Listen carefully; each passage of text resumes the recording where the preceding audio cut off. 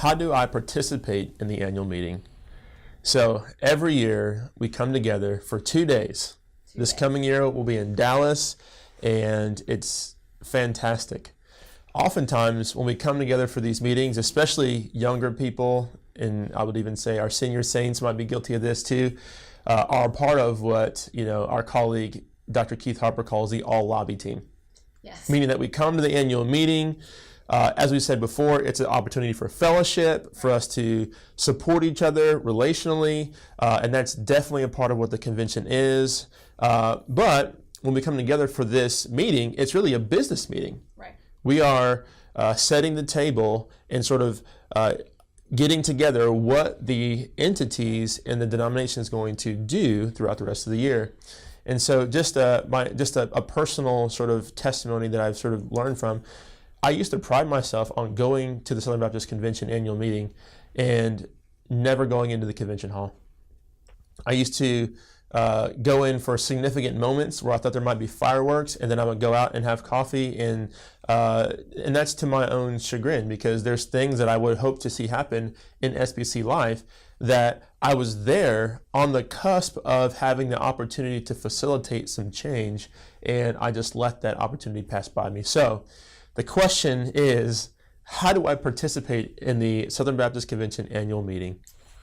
Well, so there's a sentence that I love, and it's hard to know where it originated. I've read that Harry S. Truman said it once. It was certainly a very popular statement on the TV show West Wing by creator Aaron Sorkin, but it was, decisions are made by those who show up. And so the easiest answer is, the way to participate in the annual meeting is to show up. And I mean really show up, really be present. But there are some ways that you can do that, and it takes preparation. We like to talk about the decision for, Sunday morning worship happens the night before. People talk about that, getting ready on Saturday night, preparing your heart for worship, and preparing to be a part of the local church. Well, it's the same way. We have to think ahead of time. So first of all, you have to register. You have to register as a messenger, and you can do that really up until, the end. I mean, there are ways to come with a letter from your church and things like that, but the easiest way is there is a website the executive committee handles. It's called sbcannualmeeting.net. And everything you need in there to register, it's right there. There's how to register. Then you can put your SBC ID number. They also help you know how to locate that if you don't know it off the top of your head. And it helps you to then know how many messengers can your church seat, get you in the system. But it doesn't stop there, because then what will happen sometimes, I know people who will register as messengers, but then they go and they get on the ground there. They start walking through the exhibit hall, which is a great thing to do, but they don't even get around to kind of getting plugged in.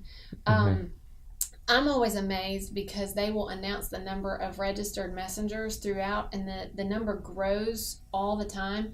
And I'm always amazed that even on Wednesday afternoon, the number has gotten higher from Wednesday morning. And I think, who just registered? Like, who waited until 1:30 on Wednesday afternoon?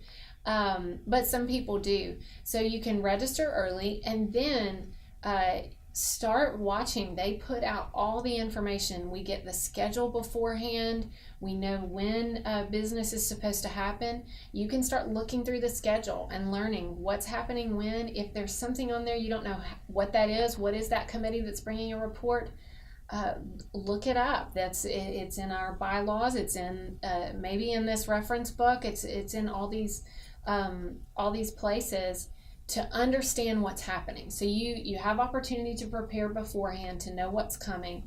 And then when you get there on the ground, the first place you need to go is to the registration desk.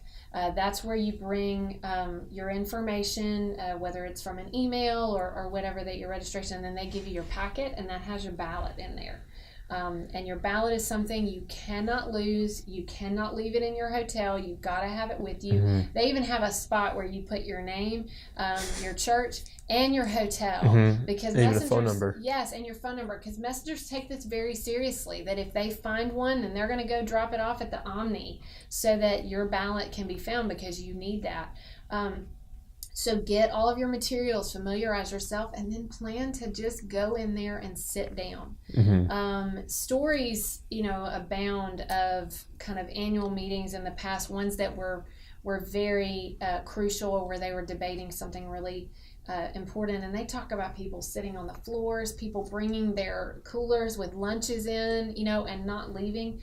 And we've kind of lost some of that. You'll see that something will happen, or a presentation will be made, and then all of a sudden you can hear this kind of mass exodus out of the room.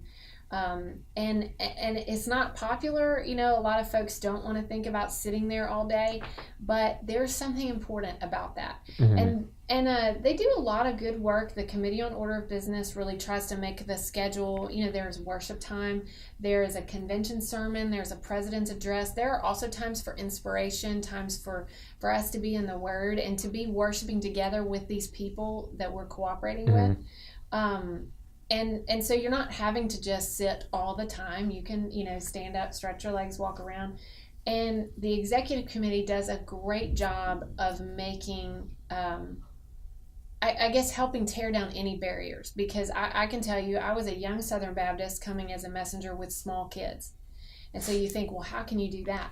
They have a stroller section. The stroller section is the best. It's the best part. So if there's any folks who are younger thinking about this, so I would take them, spread a blanket out on the floor. I had the snacks. I had stuff they could, kind of roll around, play, and then I was there to participate and vote and listen. So there's a lot of work done to tear down any barriers so that people can participate. What we have to do to be a part of the annual meeting is to show up.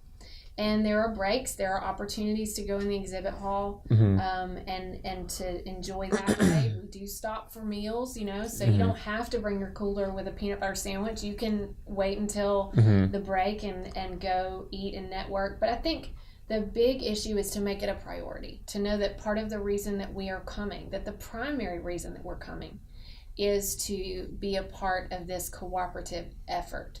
And if we begin to recognize that, then we prepare and we start to understand what we're there to do. That's great. And so I think what we have to transition is from thinking about a conference to a convention. Yes. There are now a growing number of conference-y, if I can say that word, elements. Right. There's breakfasts, there's lunches where, different seminaries have alumni lunches, different organizations, different sort of, groups that are, among Southern Baptists get together.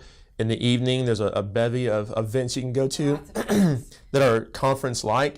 Yes. But throughout the day, it's so important for us to be a part of the business meeting. Yes. And so, there are lunch breaks, there are dinner breaks, but if you need to bring your backpack full of snacks, post up in an area, sort of claim it, and to say, hey, this is our area. And you and your friends can, make sure that you come back to that same place, and that's just your spot for 2 days. And so, and then that is a wonderful stewardship of the resources that got you there. Because then you're able to facilitate change and you're able to help participate in the actions that are actually going to carry you in your ministry and influence the people who are entrusted to your leadership throughout the course of the year. Yeah, and part of the, the role of messenger, it's almost two-way. I mean, you're there as a member of your church and you are there to participate in the convention. So you're kind of a messenger in that way from your church. But you're also a messenger going back to your church and telling them what was going on. I mean, you get a lot of news reports about what happened at the convention. Now with social media, it spreads like wildfire.